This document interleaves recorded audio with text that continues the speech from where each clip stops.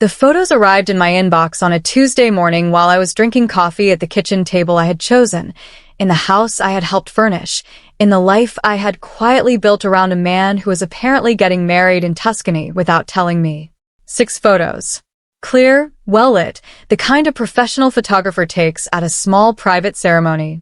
Alistair in a linen suit. A woman I recognized from his company's website standing beside him in white. Flowers. Champagne. Smiles. The sender's address was a string of random letters. No name, no message. Just the photos attached in a row. I set my coffee cup down very carefully. My hands were steadier than I expected. 10 years. 10 years of giving up my own career, managing his household, supporting his schedule, smoothing his path, and he had flown to Italy and married someone else without a single word to me first. I sat with that for a long moment. Then my laptop chimed. A new email, this one from a law firm I didn't recognize, with the subject line, Dissolution of Marriage, Mercer and Quinn, Initial Filing. I opened it. The language was clean and impersonal, the way language gets when someone has paid a lot of money to make something ugly sound routine. I scrolled to the bottom. The date on the wedding photos was 2 days ago. I walked through the house that afternoon the way you walk through a place after a storm, slowly, checking what remained. The bedroom closet was half empty. His side was gone so cleanly, it looked intentional, like a hotel room after checkout. The home office, where he had worked late so many evenings, was missing 2 filing boxes I hadn't noticed before. His grandfather's watch, which had sat on the dresser since the week we moved in, was gone. The bookshelf had gaps. I stood in the middle of the living room and turned in a slow circle, cataloging absences.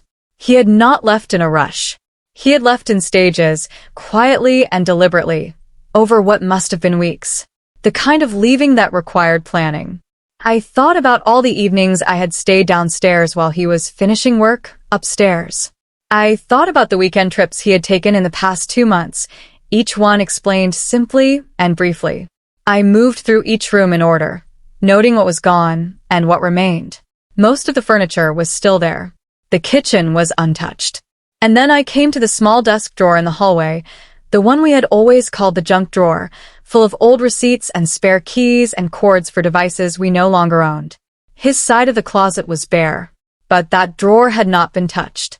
I pulled it open, and underneath a takeout menu from 2019, I found a manila folder I had never seen before. The public statement went up on a Thursday, posted to his company's official communications page, and shared by his publicist across every platform. It was 4 sentences long and had clearly been written by someone whose entire job was making bad things sound reasonable.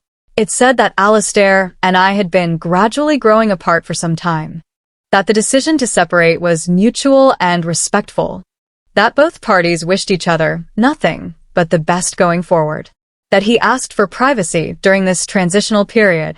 I read it 3 times. Mutual. That was the word that stayed with me. As though I had been part of a conversation that had somehow happened without me present. Within 48 hours, my phone had received 11 messages from people in our shared social circle. Some were sympathetic. Some were careful, the way people are careful when they aren't sure which side will turn out to be right. But 3 of them, people I had considered real friends, said some version of the same thing, worded slightly differently each time, but meaning the same. That they had sensed things between us cooling, that it made sense, looking back, that Alistair had seemed a little distant lately. They were already speaking his language, already inside his framing.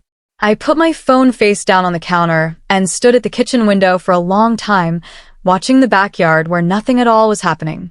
The settlement offer arrived 8 days after the initial filing. It was delivered by courier in a thick envelope with the law firm's name embossed on the front, the kind of presentation designed to feel significant and final at the same time. The offer itself was not unreasonable on the surface. The number was substantial. There was a clause covering the house, one covering monthly support, and a third covering what they called acknowledgement of contributions during the marriage. I read through each section with a careful attention I had developed over 10 years of managing Alistair's correspondence and scheduling and household accounts. I was 3 pages in when I found it. Buried in the second-to-last section, written in the same clean legal font as everything else, was a confidentiality clause. Standard language at first, no public statements, no media contact, no disparagement. Then one specific line that was not standard at all. The clause explicitly prohibited me from discussing, referencing, or disclosing anything related to what it called historical financial decisions made during the course of the marriage. Not personal matters. Not emotional disputes. Specifically, financial decisions. I set the papers down on the kitchen table. I poured a glass of water. I read that line 4 more times. Someone had thought very carefully about exactly what I might know. And they had written a legal document specifically designed to make sure I never said it out loud. I had told myself during the marriage that I was simply being supportive. That managing Alistair's world was a form of partnership. That staying home, staying organized, staying available was a contribution as real as any salary. And it was. But that Tuesday evening, sitting on the floor of the home office with a box of files I had kept out of habit, I began to understand that my contribution had been something more specific than I had allowed myself to name. I had not just managed the household. I had managed him. His calendar, yes, but also his communications. I had drafted responses to sensitive emails when he was traveling. I had filtered calls from people he was avoiding. I had organized documentation before meetings with partners and investors. I had been, in every practical sense, the person who made sure the right information reached the right people and the wrong information stayed quiet. I had thought of it as loyalty. Looking at it now, I wasn't entirely sure that was the only word for it. I reached the bottom of the second box and pulled out a folder I didn't remember filing. The label on the tab was in Alistair's handwriting. 3 words. Personal, do not share.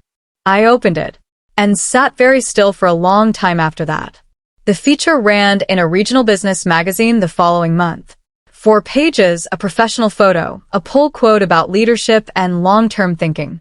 The headline called Alistair a steady hand in uncertain markets. The article traced his career rise with the admiring tone those pieces always took, the early struggles, the turning point, the vision that separated him from the competition. I read it at my kitchen table with a highlighter in my hand, which was something I had started doing with documents that required close attention. By the time I reached the 3rd page, I had marked 4 separate passages. Not for sentiment, for accuracy. The article described a pivotal business decision Alistair had made in the early years of his firm, a strategic pivot that the writer credited entirely to Alistair's independent judgment and financial instinct. I remembered that decision differently. I remembered the weekend it was made because I had spent most of Saturday at the dining room table organizing the documents that supported it. I remembered the calls I had coordinated and the summary I had drafted. I remembered, specifically, a conversation that the article did not mention, with a person whose name the article also did not mention. I set the highlighter down. The version of Alistair in that article was polished and coherent and entirely his own creation. And I recognized it as a creation because I had seen the material it was built from. I gave myself 1 week to be upset. Not publicly, not dramatically, just privately, in the way that honest people allow themselves to feel things before they decide what to do about them. I cried twice. I called my sister Nora in Portland and talked for 2 hours. I went for long walks in the morning when the neighborhood was quiet. Then, on the 8th day, I sat down at the dining room table with a legal pad, a cup of coffee, and every document I had kept. I was not a lawyer. I was not an investigator. But I was someone who had spent 10 years organizing complex information for a man who relied on that skill, without acknowledging it. I sorted everything by date first, then by category. Financial communications, calendar records, emails I had drafted or responded to on his behalf, the contents of the manila folder from the junk drawer, meeting summaries I had written up from memory after calls I had sat in on. I worked quietly for 3 days.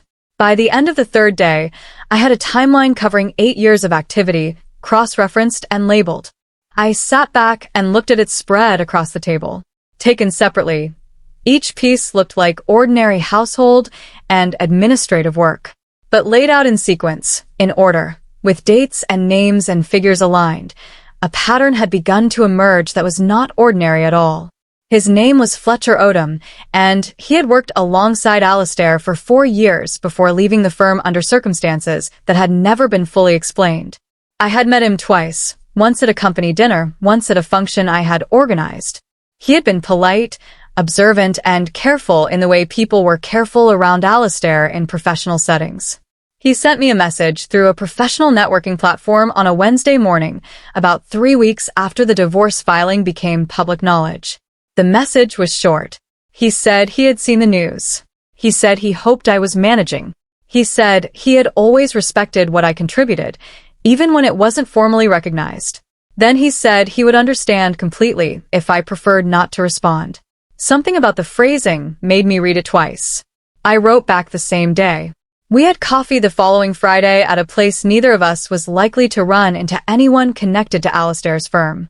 Fletcher was as careful in person as he had been in the message. He asked questions rather than making statements. He listened more than he talked. At the end of the meeting, when I had said more than I originally intended, he leaned back in his chair and looked at me with an expression that was part recognition and part something else. "You probably saw more than anyone," he said. More than he ever realized you noticed.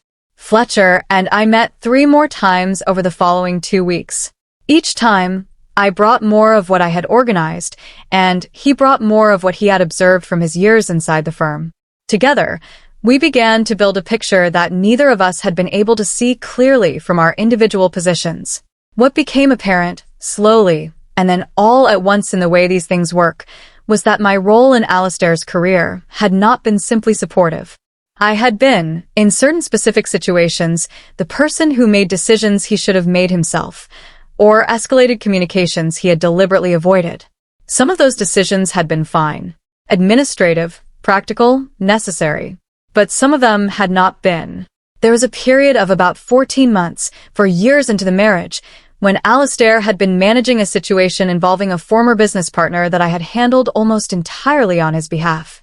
At the time, he had framed it to me as a communications issue, someone who needed careful handling, correspondence that needed a certain tone. I had written the letters. I had made the calls. I had organized the documentation. I had believed I was helping. Looking at it now, with Fletcher's context and my own clearer eyes, I understood that some of what I had done had helped Alistair avoid accountability for decisions that should have been examined more closely. I sat with that knowledge quietly. It was uncomfortable in a way that was entirely separate from the divorce. She posted it on a Saturday morning. Alistair's new wife. Her name was Celeste, and she managed her personal brand with the precision of someone who had studied exactly how to be aspirational online. The post was stylish and brief, the way her content always was. A photo of herself at a rooftop breakfast somewhere warm, coffee in hand, caption reading, "Built my own table. Never understood women who wait to be invited to someone else's." It was pointed without naming anyone. It was designed to land without leaving fingerprints. Within 6 hours, it had been shared by several hundred people. Within 12, it had been picked up by 2 lifestyle accounts with large followings. By Sunday evening, people I hadn't spoken to in years were sending it to me with varying degrees of sympathy or curiosity. I didn't respond to any of them. I looked at the post once, read the caption twice, and then set my phone down and went back to the documents on my dining room table. There was something almost clarifying about it. I had been trying to give Alistair the benefit of some remaining doubt, some leftover respect for the decade we had shared. Celeste's post dissolved the last of it cleanly and completely. I wasn't angry. I was simply done being careful about someone who had clearly stopped being careful about me a long time ago. The settlement deadline was approaching. Alistair's legal team had set a response date, and as it drew closer, I found myself sitting with the offer one more time, going through it page by page with the same highlighter I had used on the magazine article. The number was still substantial. The house provision was still reasonable. The support clause was structured fairly. Taken purely as a financial document, it was a decent offer from someone who could have offered less and probably gotten away with it. I sat with it for a long time. I thought about the relief that would come with signing, the simplicity, the ability to close this chapter without a prolonged fight and focus on whatever came next. I was tired. The organizing and researching and careful thinking of the past weeks had taken something from me even as it had given me clarity. The easier path was right there on the table, numbered and paginated and waiting for my signature. Then I picked up page 4 again. I read the confidentiality clause. I read the specific line about historical financial decisions. And I thought about what that line was actually protecting. Not our privacy. Not our shared history. Not anything personal between two people who had spent 10 years together. It was protecting a version of events that was not true. And signing my name beneath it would mean agreeing, officially and permanently, to let that version stand. I put the pen down. I turned to page 4 again. And I kept reading. I called the law firm on a Monday morning and asked to speak with the paralegal handling our file. I told her simply that I would not be accepting the current settlement offer and that I would be retaining my own counsel to proceed independently. She asked if I wanted to provide a reason. I said no. She said the timeline for response had passed and asked if I understood the implications. I said I did. The call took 4 minutes. I had rehearsed it 3 times the night before, not because the words were complicated, but because I wanted to say them calmly and completely, without anything in my voice that could be read as instability or emotion. I hung up and sat at the kitchen table for a while. The house was very quiet. I had made no announcement. I had sent no message to Alistair, to Celeste, to anyone in the shared social circle who was still following the story from a comfortable distance. I had simply said no, privately, to a person whose job it was to pass the information along. That was enough for now. Within 48 hours, I had a message from a different attorney at the same firm, more senior, more formal, the kind of step up in representation that happened when something unexpected occurred. The tone had shifted. The language was still professional. But underneath it, clearly and unmistakably, the approach had changed. The shift in strategy was subtle at first. A mention here, a comment there, the kind of thing that didn't leave tracks. Alistair's attorney made a passing reference in a filing to my current state of adjustment following the dissolution. A mutual acquaintance said something at a gathering that Nora reported back to me. Something about how I was having a hard time accepting reality. A former neighbor mentioned that she had heard I was not doing well. None of it was direct. All of it was deliberate. I had seen Alistair manage perceptions before. I had, in fact, helped him do it. I knew exactly how the mechanism worked. You didn't accuse someone directly. You simply introduced a question about their stability into enough conversations that people started supplying the answer themselves. What surprised me was how quickly it worked. Within 2 weeks, I noticed a change in tone from someone I had considered a solid, clear-eyed friend, a woman named Petra who had known both Alistair and me since the early years of our marriage. Her texts became slightly more careful. Her questions had a quality of checking in rather than connecting. She didn't say anything unkind, but I could feel her recalibrating in real time, adjusting her read of me based on information she was receiving from a source she trusted more than she realized she should. I didn't correct her directly. I simply kept moving. The consulting position came through a former contact I had made years earlier through one of Alistair's industry events, a woman named Claudia who ran a small communication strategy firm and had always been straightforward in her assessments of people. She had reached out shortly after the divorce became public, not with sympathy exactly, but with a direct question. Did I have bandwidth for some project-based work? I said yes before I finished reading the message. The work was real and specific, helping clients organize internal communications, manage sensitive documentation, prepare for external reviews. Everything I had done informally for 10 years, now with a title and a rate and someone who said thank you at the end of each project. I was good at it immediately, which surprised no one more than me. On my 3rd week, while reviewing a client brief, I noticed a name in the background documentation, a firm called Harwood Capital that I recognized from Alistair's professional network. Not directly connected, but adjacent. Close enough that I mentioned it to Claudia without going into detail, simply noting a potential conflict of interest to be aware of. She looked at the document, then at me, then back at the document. Small world, she said. I agreed. I filed the information carefully and continued with my work. I was learning, again, that knowing things quietly was its own form of preparation. The event was a formal industry dinner held at a hotel downtown, the kind Alistair had attended twice a year for the entirety of our marriage, the kind I had once helped him prepare for, selecting the right things to say to the right people in the right order. Claudia had been invited as a guest speaker and had brought me as a professional associate. I hadn't known Alistair would be there until I saw his name on the printed program at my seat. I didn't leave.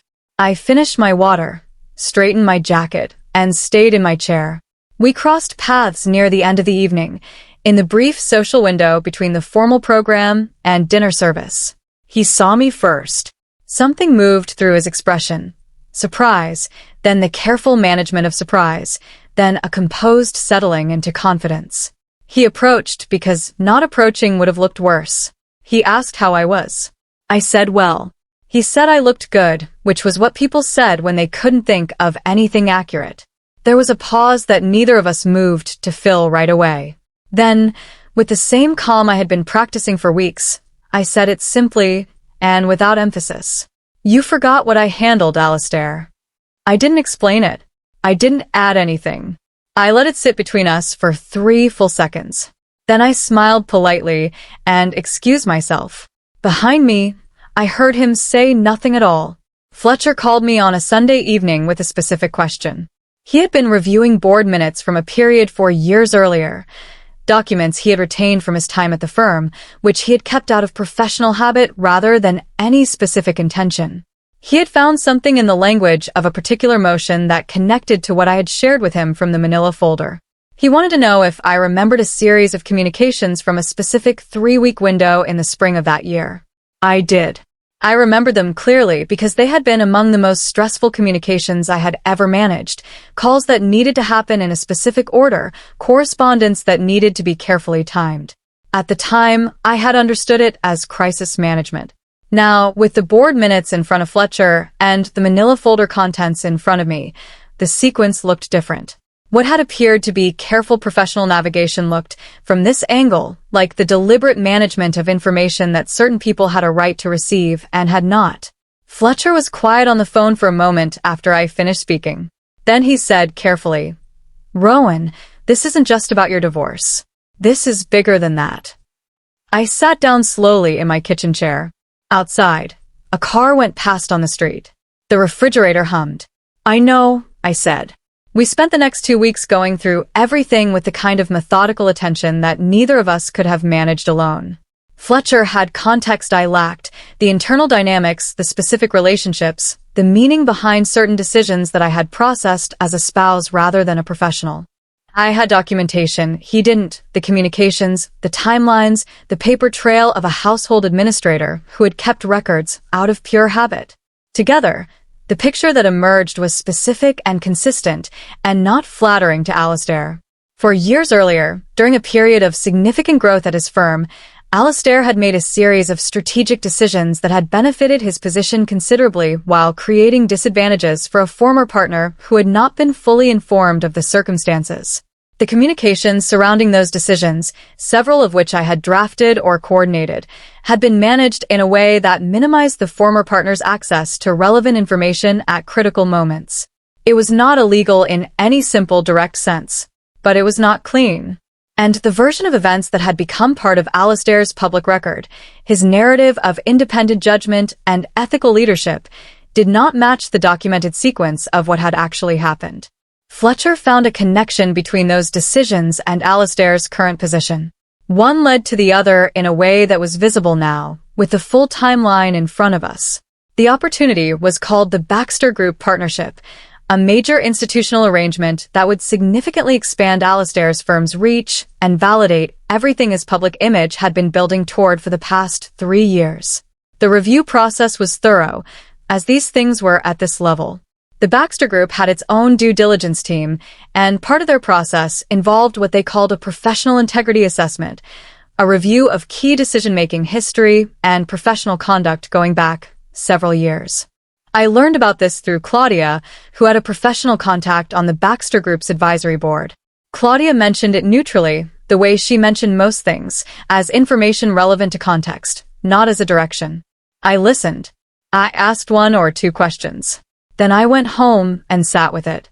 The review process, Claudia's contact had mentioned, welcomed input from individuals with documented professional knowledge of the individuals under assessment. Former colleagues, associates, relevant contacts. The kind of input specifically that provided historical clarification on key decisions.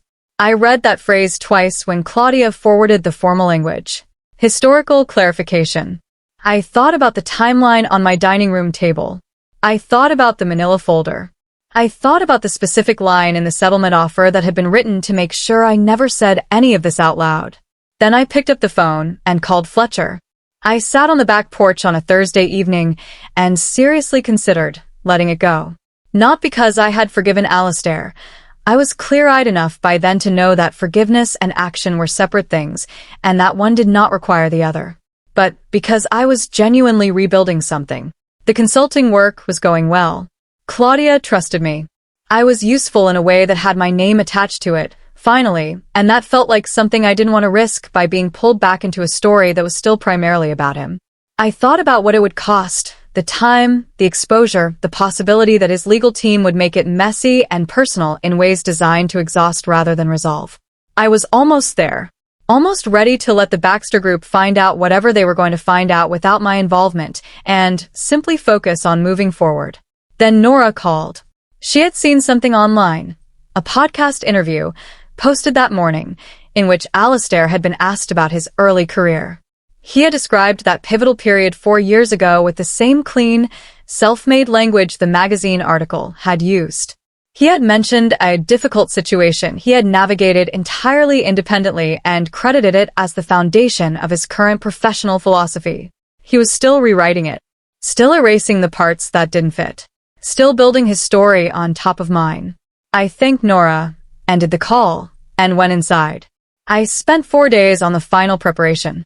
Not because the materials were complicated. By that point, I knew them well enough to reconstruct the timeline from memory. But because I wanted everything to be exactly right. Clean copies of every document, organized chronologically and by category. A clear written summary of my role in each communication and decision, written in plain language, without editorial commentary. Fletcher's contribution, his professional observations and retained board documents, formatted separately and clearly attributed. Every claim matched to a specific document. Every document dated, sourced, and verifiable. I was not building a case for a courtroom. I was responding to a formal request for historical clarification from a due diligence process that had specifically invited relevant input. I was not accusing anyone of anything beyond what the documents themselves demonstrated. I reviewed everything twice.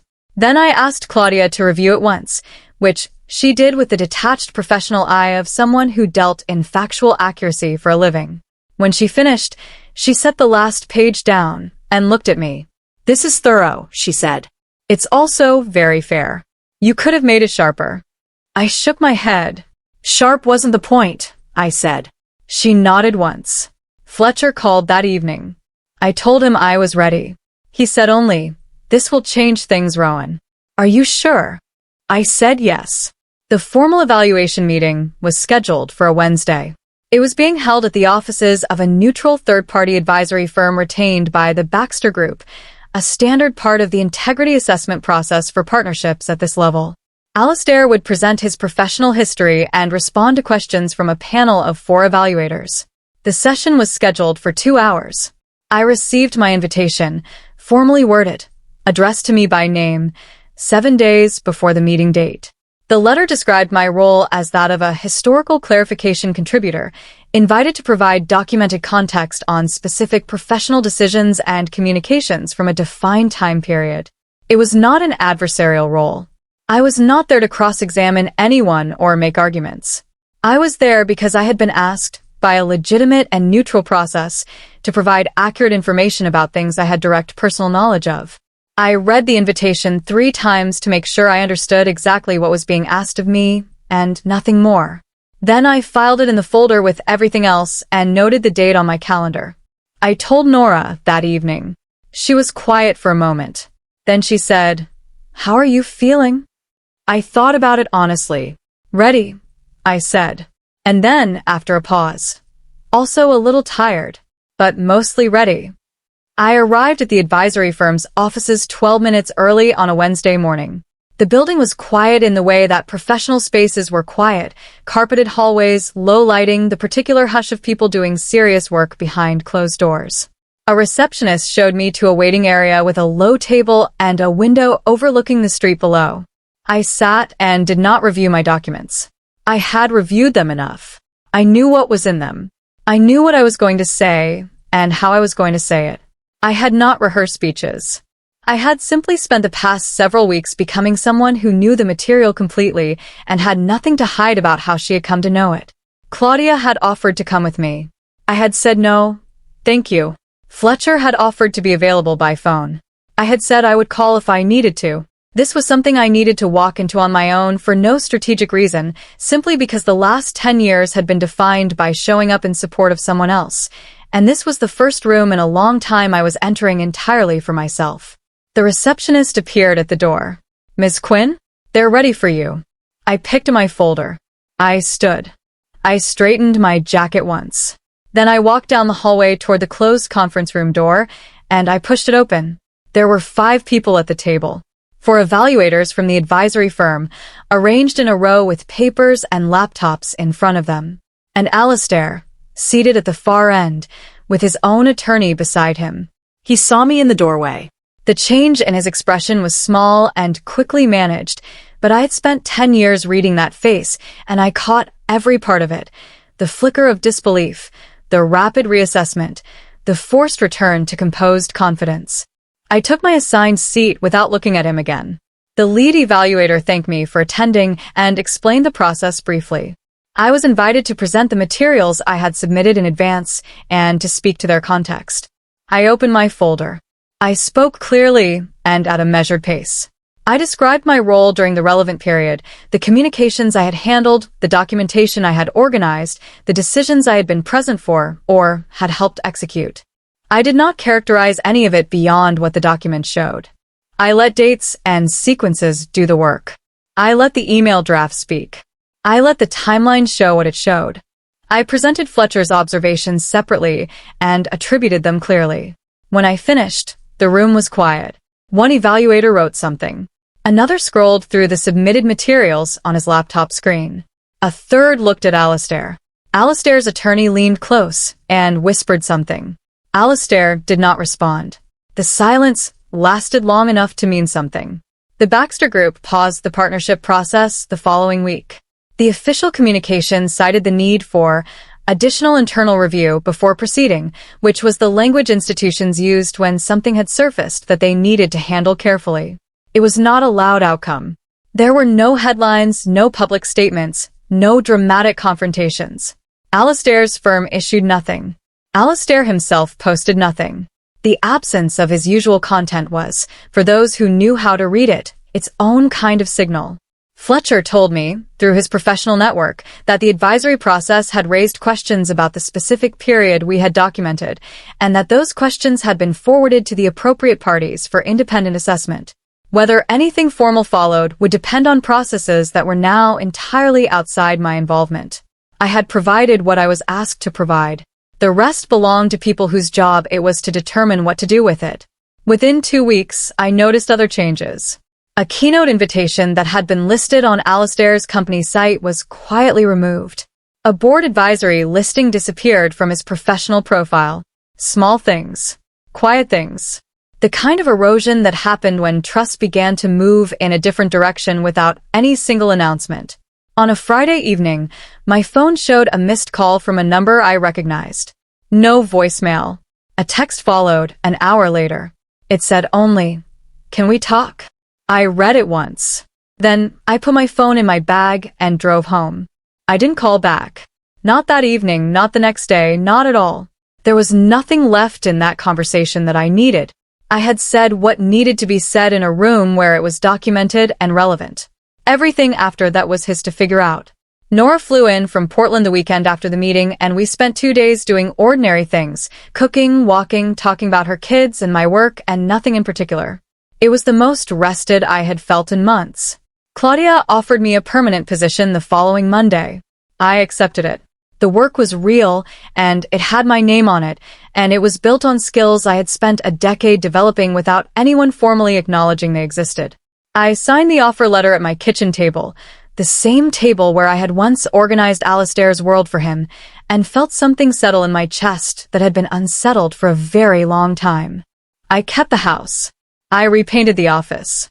I sent the manila folder and its contents to the relevant advisory process through Fletcher's professional contact, and kept clean copies for myself. Some evenings I sat on the back porch and thought about the photos that had arrived in my inbox on a Tuesday morning. Tuscany, linen suits, champagne. The beginning of the end of one thing, and as it turned out, the beginning of something else entirely. He had thought leaving would erase me from the story. He hadn't understood that I was the part of his story he could never rewrite. And I was done letting him try.